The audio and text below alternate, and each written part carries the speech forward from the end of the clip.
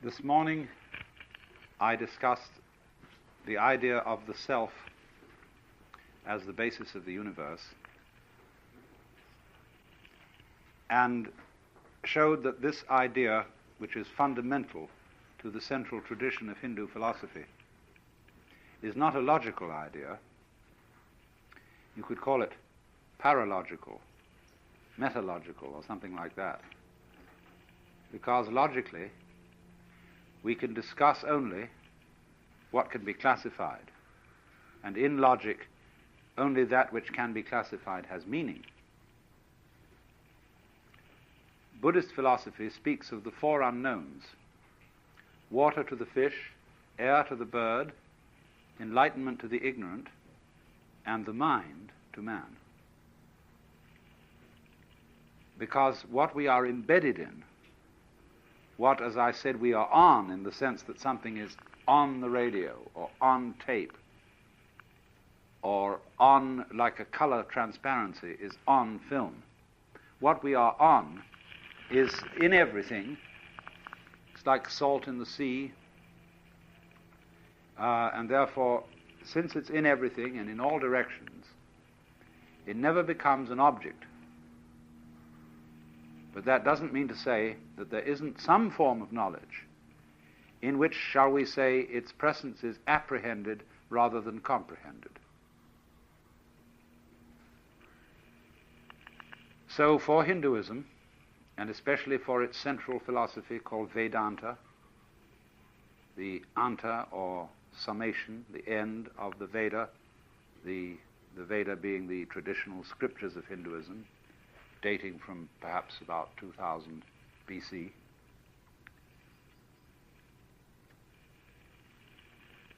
According to the Vedanta,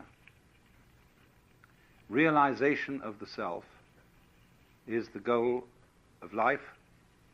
Moksha, liberation, is when you know for sure that yourself is a special case of the self. That just as you are unaware of all your organic processes, just as the beam of a headlight doesn't shine on the wire that gives it power on the battery, but shines out in front, so in the same way one is ordinarily ignorant, or shall I say ignorant, of the root of one's own self as being the central self of all. Then I went on to discuss the production of a seemingly divided and universe of separate things out of the self as Leela, a form of play. And this afternoon I want to develop that idea further.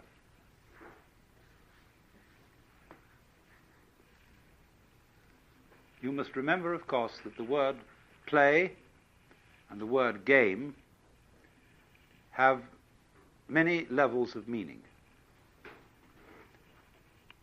We are accustomed to use the word play in opposition to work and to regard play as trivial and work as serious. Play is important. It has a place in life, because all work and no play makes Jack a dull boy. But very largely, a game or a play is something associated in our minds with triviality. You're only playing with me, says a girl to a suitor. You're not serious. How serious do you have to be? When does one get serious in a flirtation? When do we say this is getting serious?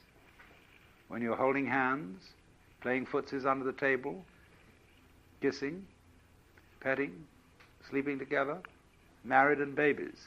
Maybe that's serious. But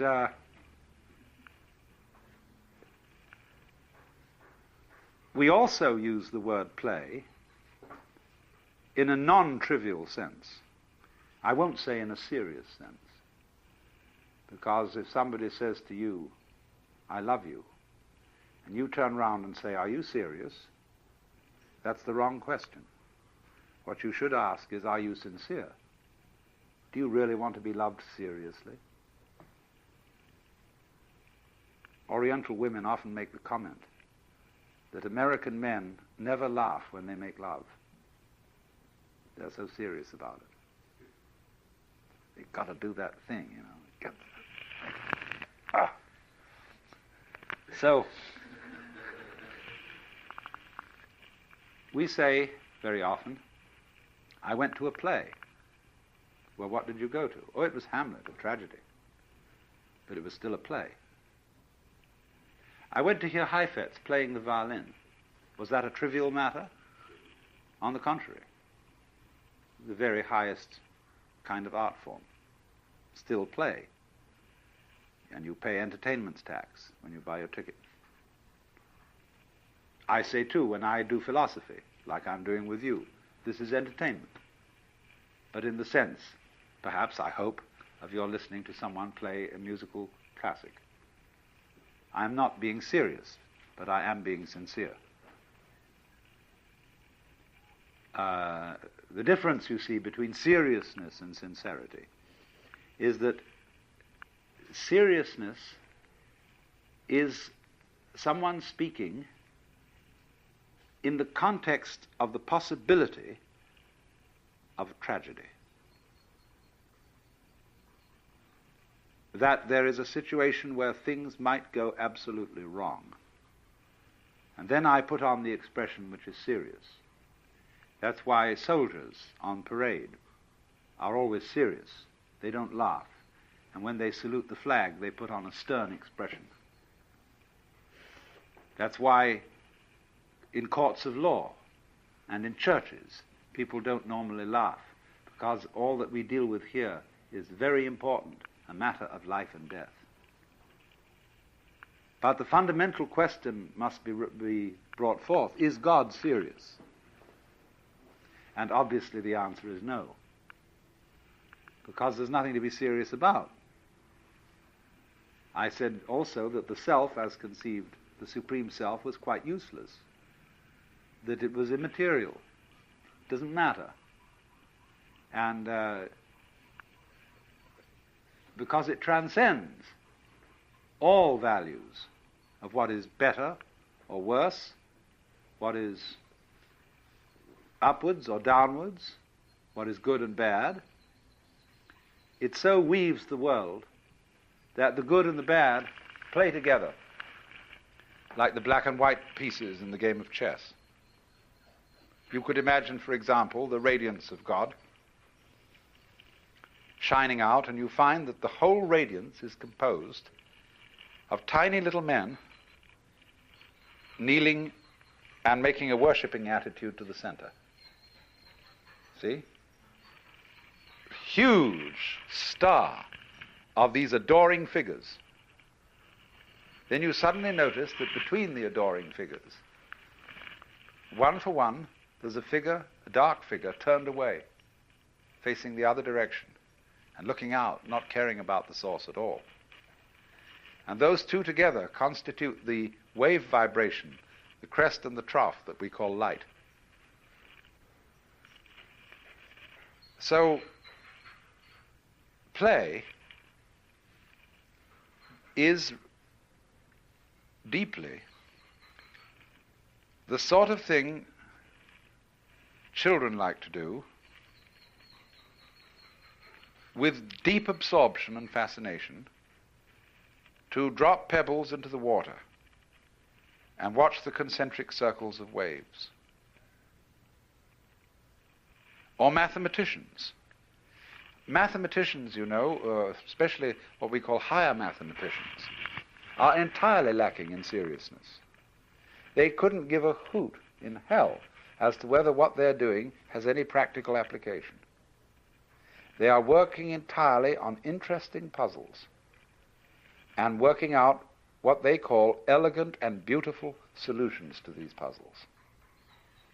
And they can go on and on like that in absorbed meditation, spend their whole lives doing it. Or consider the musician practicing, working out interpretations. What is he doing? He's making series of interesting noises on instruments. Remember those drummers this morning, the patterns they were weaving. They're immensely complicated. If you sit down to count how those Hindu drummers are working, you will find there is no monotony in it at all. They have rhythms 18 or 20 beats long, and they'll very hard to bar according to our system, and they'll weave in. Someone will set one rhythm going, and then the next drummer will weave in and out of that rhythm, and they'll make non-hits count as hits. They'll do all sorts of things like this, and they get completely absorbed, fascinated. Now, what do people like to do when they don't have to do anything? Well, as far as I can make out, as you look all over the world, they like to get together and do something rhythmic. They may dance, they may sing, they may even play games, because, say, in playing dice, there's a certain wonderful rhythm to shaking the cup and rolling the dice out on the table, or dealing cards, dip, dip, dip, dip, dip, dip, dip, dip, dip. You know, all the things that people like to do and think about these rhythms. Or some people like to knit, and this is a rhythmic thing, you see. Others just like to breathe. There are all sorts of ways in which rhythm... Are you looking for someone? There are all sorts of ways in which we love to do this. And we can get so absorbed in rhythm that there are certain kinds of rhythmic activity which we consider extremely important. Now you see, our very existence is a rhythm of waking and sleeping, eating and moving, and that's all we're doing. And just consider what we do every day. What's it all about? Does it really mean anything? Does it go anywhere? It's just because we want to keep on doing this kind of a hoop-de-da. So you can get a certain vision of life where everything is seen to be a complex pattern of rhythm. Dances, the human dance, the flower dance, the bee dance, the giraffe dance. And these are also comparable to various games: poker, bridge, backgammon, chess, checkers, etc., or to various musical forms: sonata, fugue, partita, concerto, symphony, or whatever. And that's what this all is. It's jazz. You see? This is a big jazz, this world. And what it's trying to do is to see how jazzed up it can get. How far out this play of rhythm can go. Because that's what we all come down to, you see. We're going this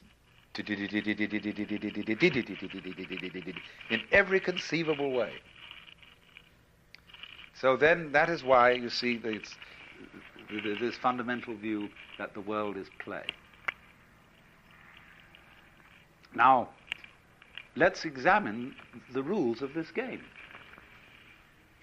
The basic form of the cosmic game, according to the Hindu view, is the game of hide and seek.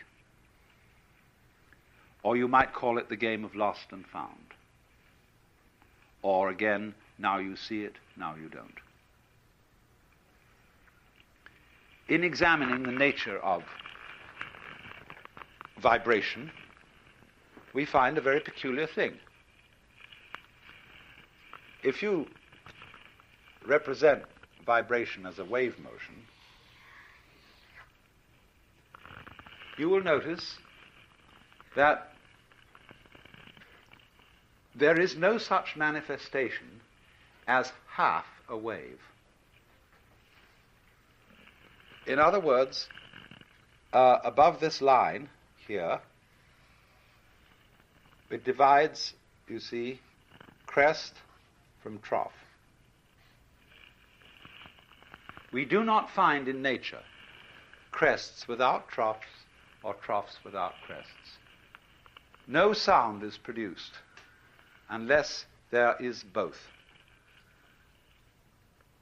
Both the beat, as it were, and the interval between. Now, this wave phenomenon is happening on ever so many scales. There is the very, very fast wave of light, the slower wave of sound.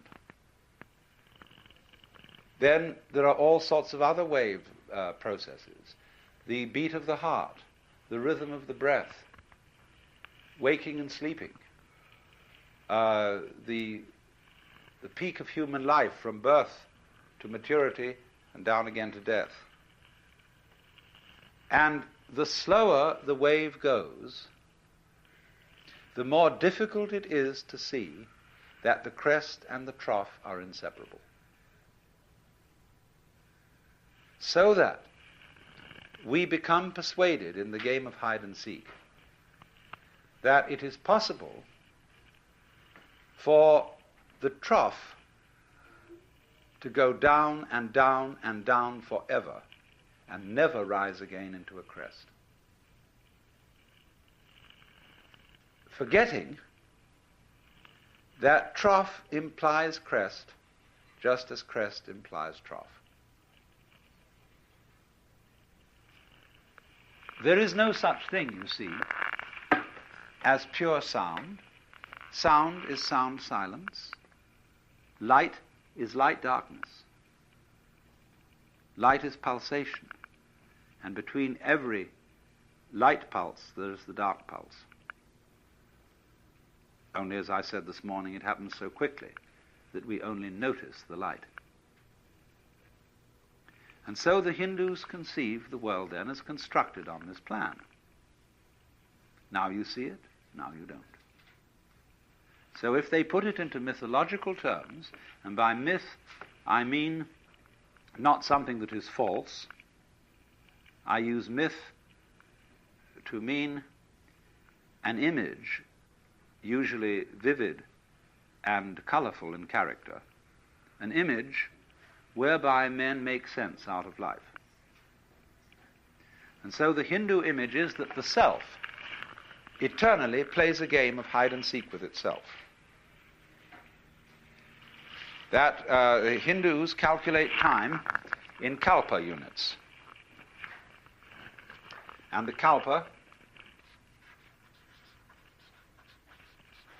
is 4,320,000 years. And so they say that for a period of a kalpa, the worlds are manifested, or any particular universe, not all universes, but let's say any particular galaxy or whatever it may be, world order of some kind. Don't take this too literally. Don't take these figures as being some sort of divine revelation as to making predictions and prophecies. They're symbolic figures. So, for one kalpa, the world is manifested, and that period is called in Sanskrit a manvantara. And during that time, the Brahman plays hide. And it hides in all of us, pretending that it's us. And then at the end of the kalpa, there comes the period called pralaya.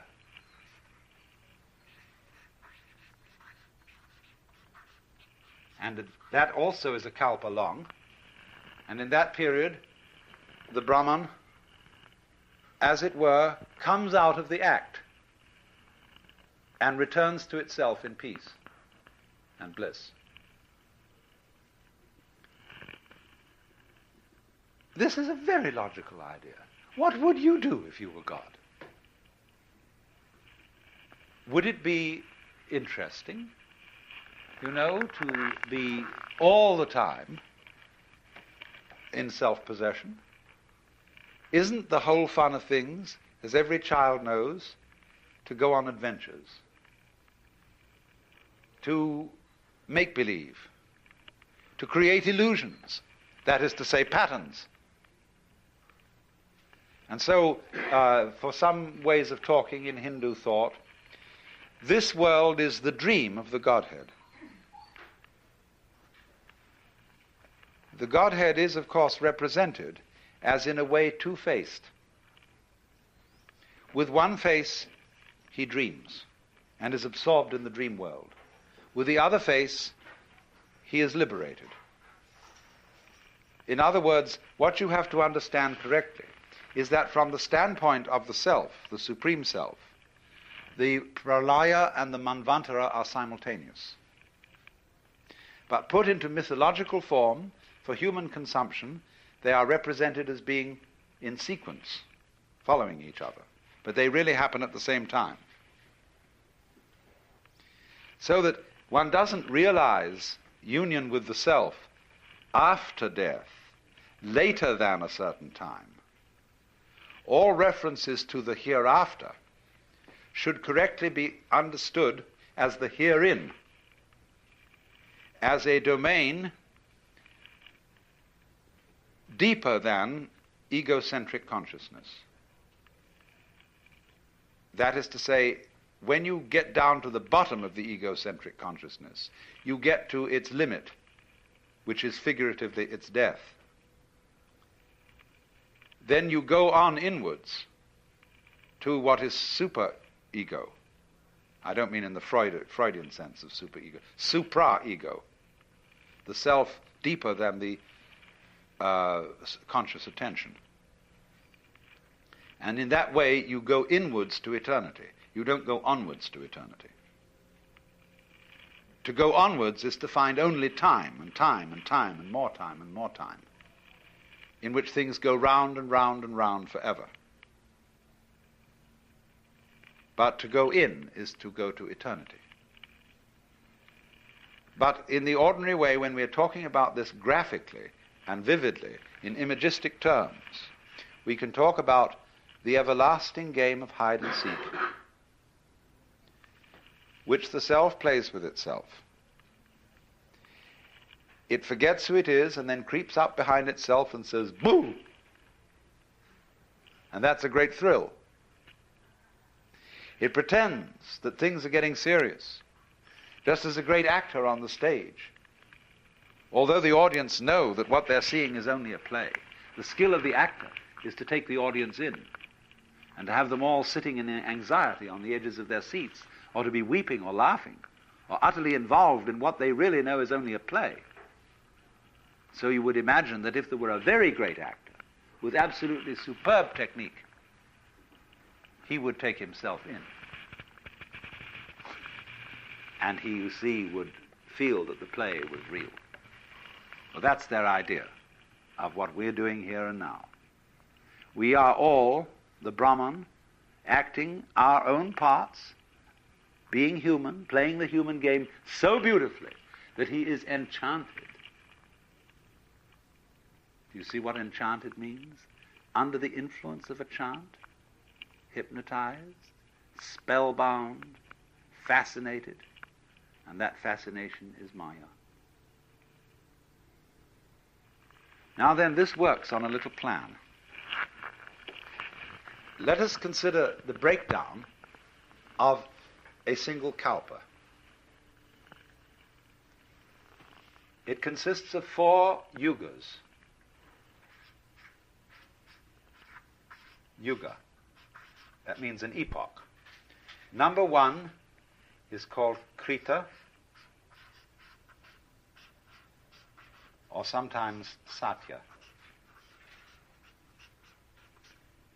And these names are based on the Hindu game of dice. There are 4 throws in their game, and Krita means the perfect throw, the throw of 4. Number 2 is Treta, the throw of 3.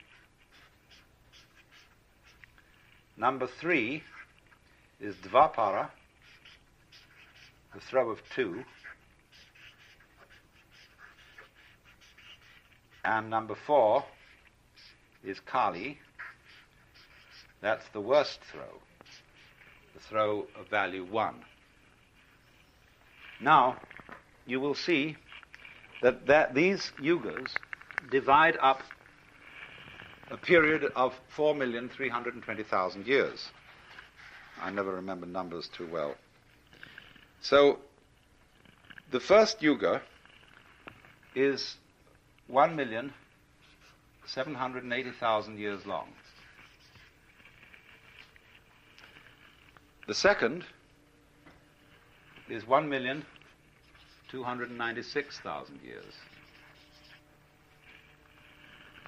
The third, the Dvapara, is 864,000. And the Kali Yuga is 432,000. Now you see what's happening here.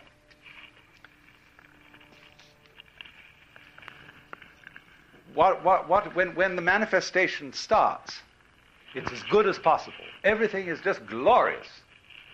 Because you know well that if you were dreaming anything you wanted to dream, you would start out by having the most luscious dreams imaginable.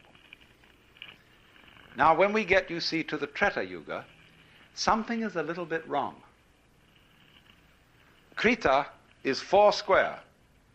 Everything's perfect, like the symbol of the square is an ancient symbol of perfection. Treta is the triangle. Something's missing. There's a little bit of uncertainty, and danger now enters. By the time we get to Dvapara, the forces of light and darkness are equal. Duality, the pair. But when we get to Kali, the force of darkness overcomes. But now you see what happens is, if you take 1/3 of the Treta Yuga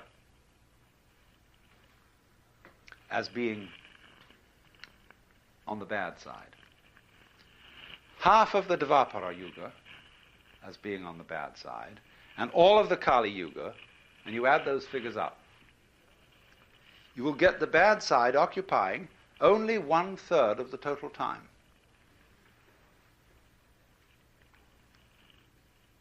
So what's going on here?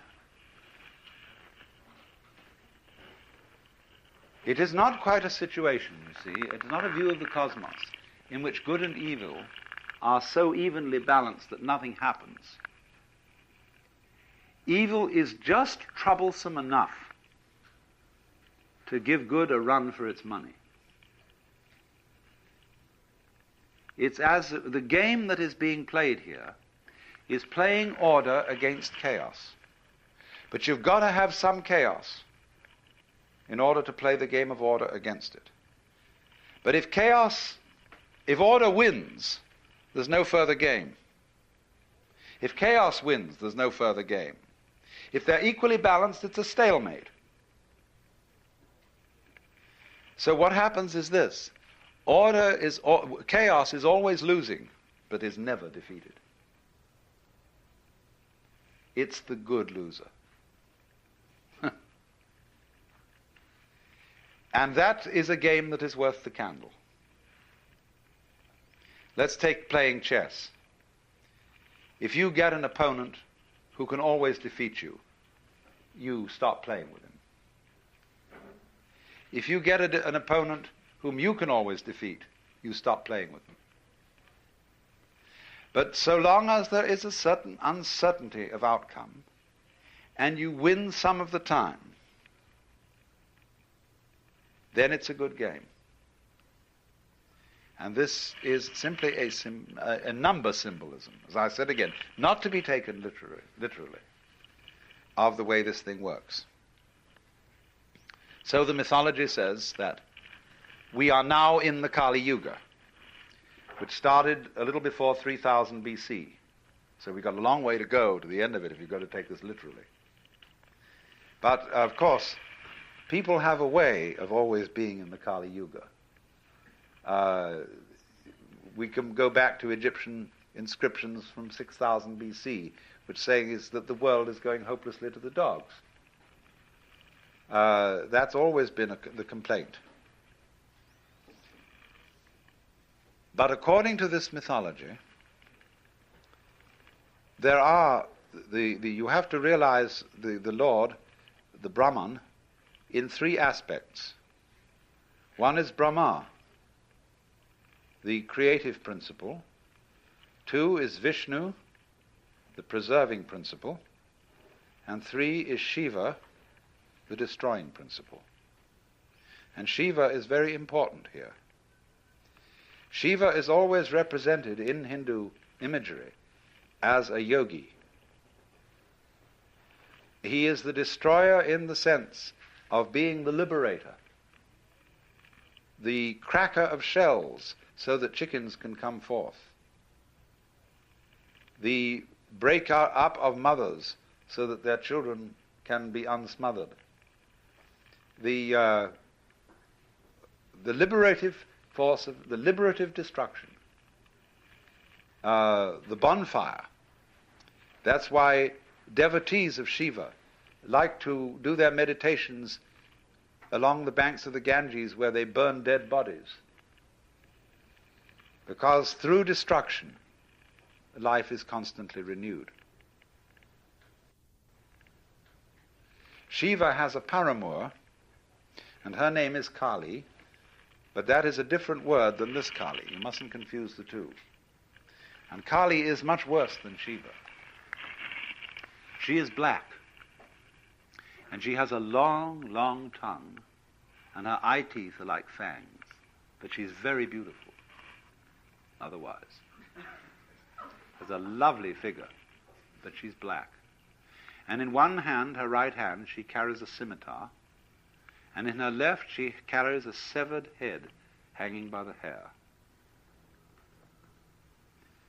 And Kali, who is Shiva's, you see, Shiva is normally considered wedded. All the gods have their paramours, and they're all examples of the one central self. She's called Parvati, but that's her bright aspect. But her dark aspect is Kali. And Kali is the awful awfuls, the thing above all that men most dread. Kali is outer darkness. Kali is the end. She may be represented as a blood-sucking octopus, as a spider mother that eats its spouse. And Kali is the principle of total night. And yet there are those in India like Sri Ramakrishna for whom Kali is the supreme mother goddess. Because she is two-faced. She is playful and terrifying, loving and devouring.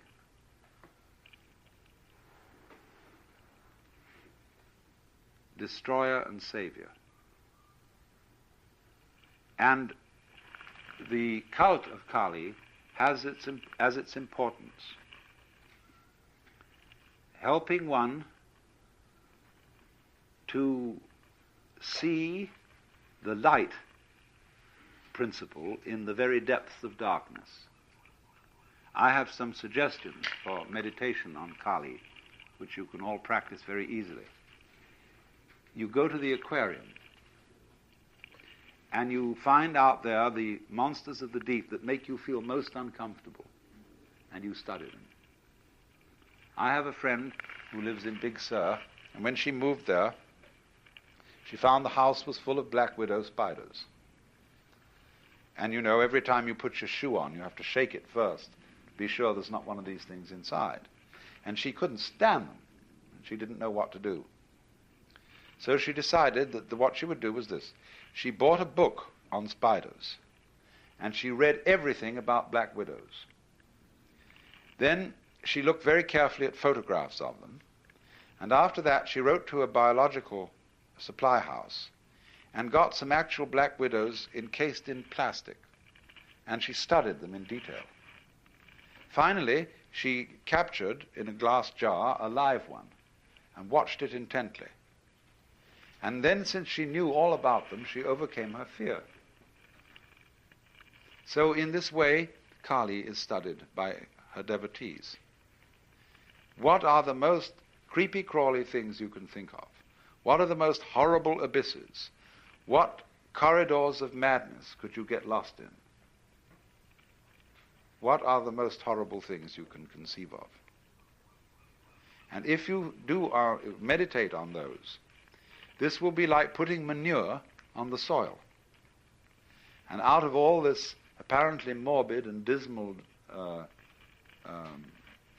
thinking, bright things will begin to arise, because you will realize that what Kali is the most far-out act that the Supreme Self can put on. The symbol of complete alienation from itself. Now, you know how things are when you discover things that are very strange and unaccountable, how you get goose flesh, how sometimes if you become aware of processes in your own body you're not familiar with, they give you the heebie-jeebies. How unknown funguses, or for some people snakes, for some people cats, for some people spiders. We all have the things that seem most foreign and alien to us. And now, of course, we're thinking about the weird biological forms we might find on other planets. And the creepy crawlers. Now, of course, you must realize that every monster looks at us, and we look like monsters to it. Every creature in the world conceives itself as a human being.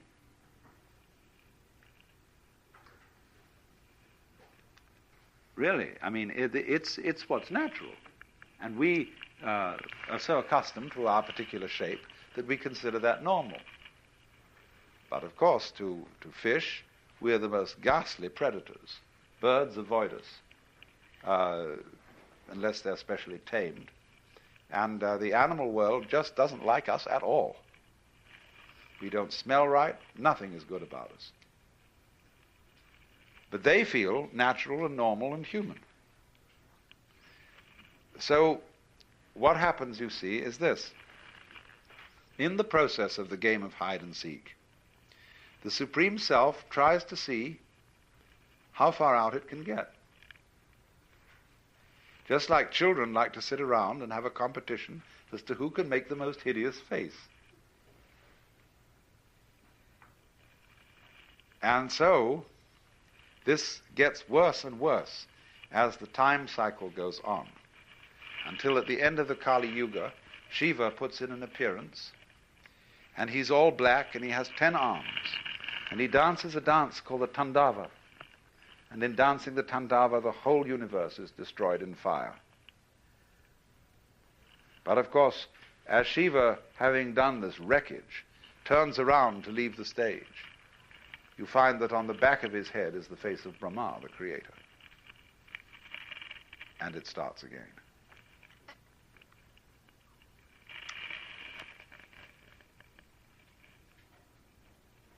Well, now, you see, this involves certain ideas that are quite alien to the West. One, the idea of the world as play. Our Lord God in the West tends to be over-serious. He sometimes laughs people to scorn. But there is very, very few records, except in the Jewish, what they call Midrash. You should read a book called The Legends of the Jews by Ginsberg. This is a very lovely book about all the strange tales left out of the Bible, about all the great characters of the Bible. And in the Midrash, the Lord God really has humor. And he cheats. Too. He does very funny things. But so far as most Islamic literature outside the Sufi tradition, and a great deal of Christian literature, there is no thought that the Lord could be anything but serious.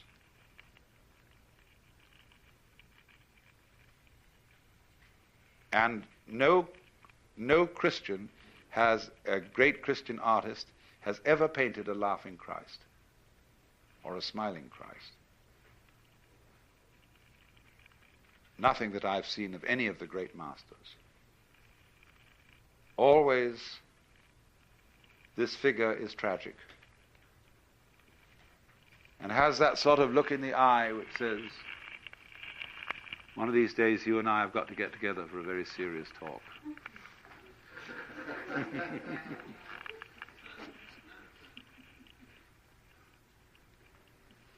And too much of this becomes oppressive. And that's why little children, when they are forced to go to church and they hear those hymns about heaven as consisting of endless Sabbaths, they find it exceedingly depressing. If not quite as painful as hell, certainly much more boring. And the pictures don't help.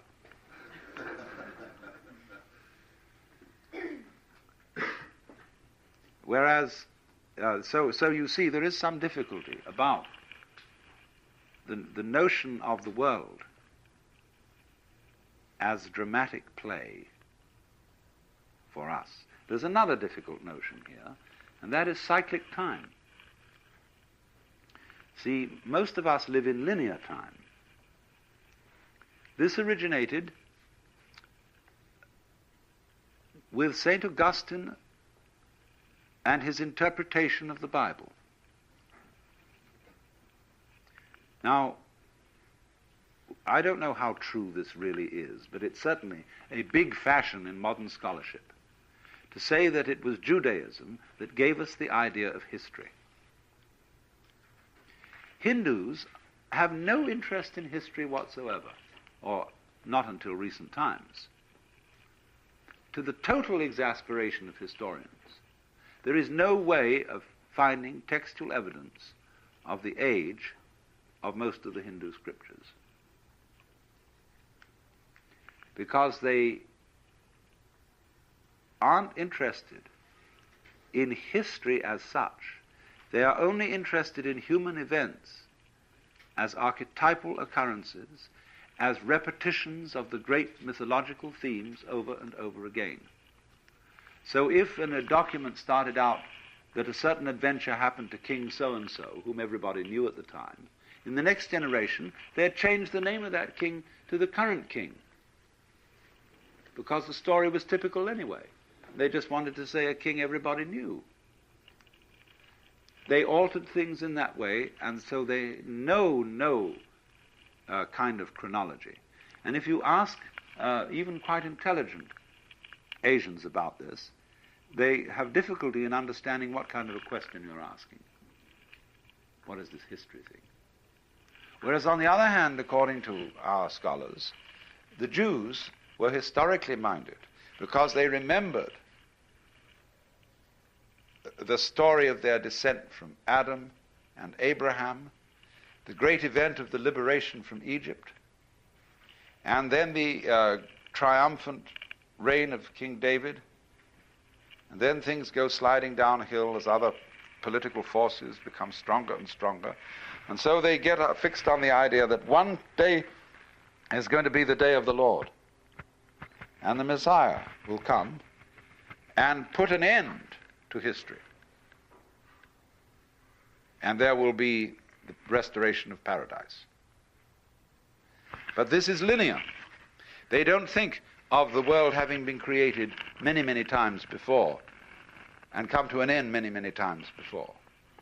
It's one clear ascent from start to finish, from Alpha to Omega. Well, when St. Augustine was thinking about this, he thought, if time is cyclic, Jesus would have to be crucified for the salvation of the world once in every cycle. But for some reason he had it firmly fixed into his head that there was only one historical crucifixion in time. What they call the one full, perfect, sufficient sacrifice, oblation, and satisfaction for the sins of the whole world. Once is enough.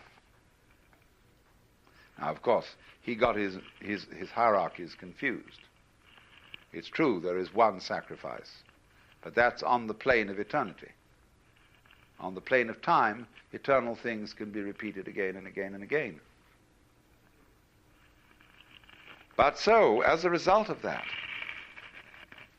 we are handed down not a Greek, the Greeks also had cyclic time, like the Hindus. But we have been handed down linear time, and therefore we are always thinking of a progression that will take us steadily, steadily, steadily, faster and faster, to a more and more perfect world. And it will get better and better and better and better all the way along, if we keep our heads.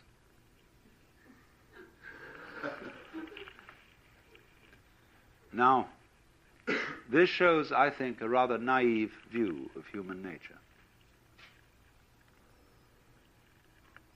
It isn't, I would say human beings tend to smash what they create and say, let's do it again. There is that in man which is also in the child. Rub it out. What fun. You know, it's like a potlatch. It's like a massive destruction.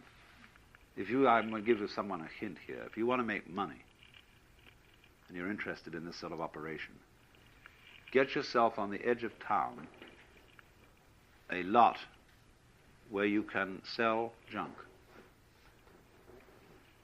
But half your lot is a junk pile. The other half is a huge concrete, thick concrete area with a steel tower about 300 feet high. And then you surround this with a protective wire fence, and then you have bleachers all the way around outside that. And every day you advertise in the paper what you're going to drop off that tower. Grand pianos, 100 typewriters, old cars, everything like that. And people will come in swarms and will pay admission to watch this terrific destruction going on. Then you just, when the show is over, you take your bulldozer and push all the rubbish over into the junkyard. See, it's a real show. People love Laurel and Hardy films where they take a grand piano to pieces or something like that. And with all that kind of slapstick busting up of things. So that's what we do. We make and we unmake. And so it isn't really too realistic to suppose that human beings will simply get better and better and better and better and better, because they'll soon get tired of it. They say, let's be as awful as possible. See, there was that element in Nazism. How awful can you get? How brutal can you be? How destructive?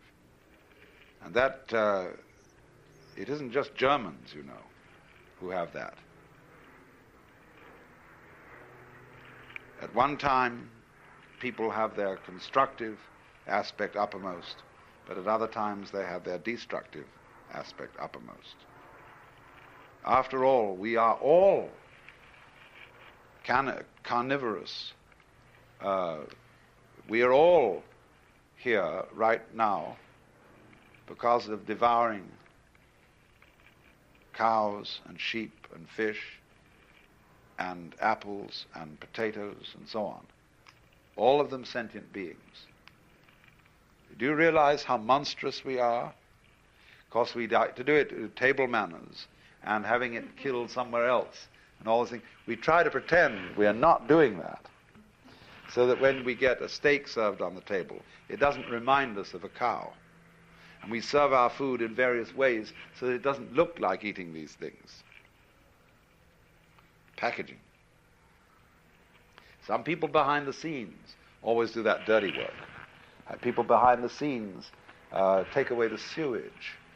See, we are converting all the living world around us into excrement and pretending it doesn't happen that way. And we are the most marvelous vortices in this stream of food which whirls around as us and then disappears into excrements, which again fertilize the soil, and we keep on at it.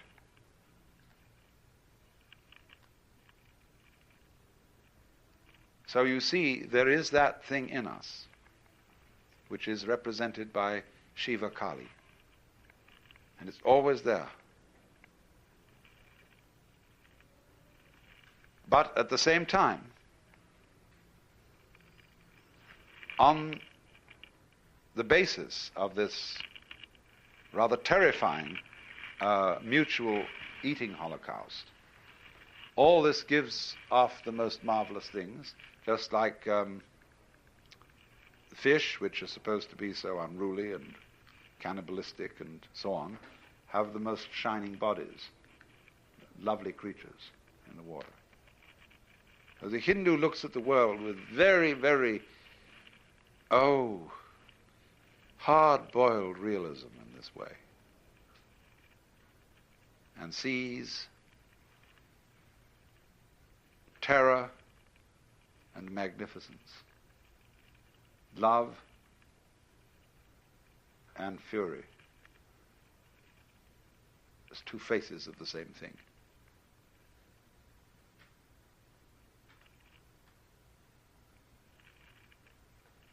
And you could say, well, is there any peace possible? After you've looked at this picture for a long, long time, and you've conceived the endless, endless cycles, because this thing goes on always and always and always. Per omnia saecula saeculorum, world without end. And the Hindu sometimes feels, oh, Brahma, don't you ever get tired of it? No, because Brahma doesn't have to remember anything. And you only get tired of things you remember. That's why, from the standpoint of Brahma, there's no time, only an eternal now. So the secret of waking up from the drama, the endless cycles, is the realization that the only time that there is the present.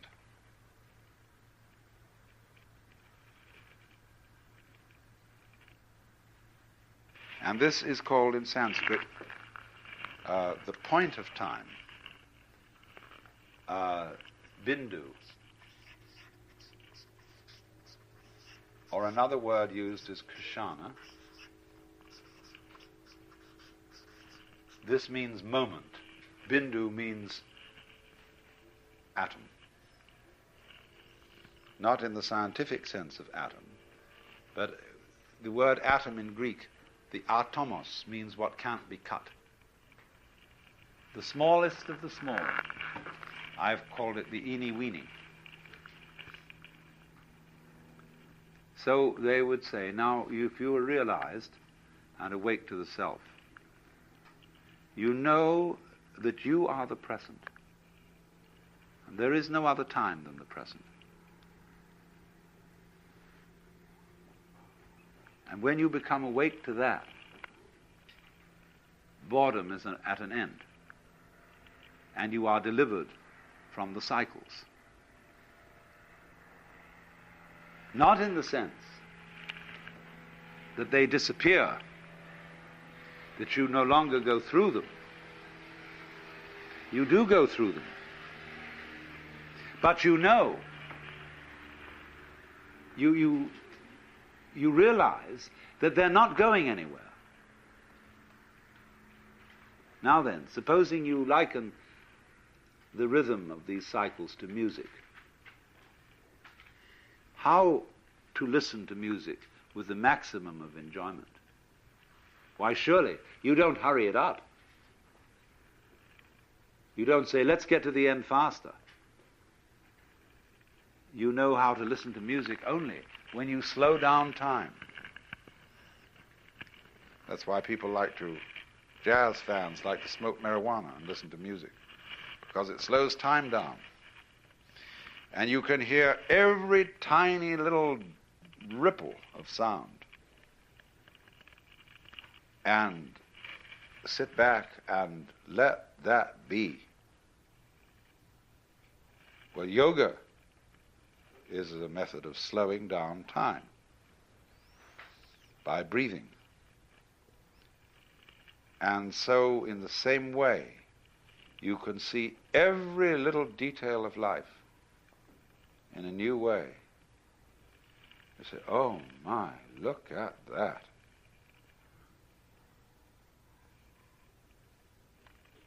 And so one's eyes are opened in astonishment by living totally here and now.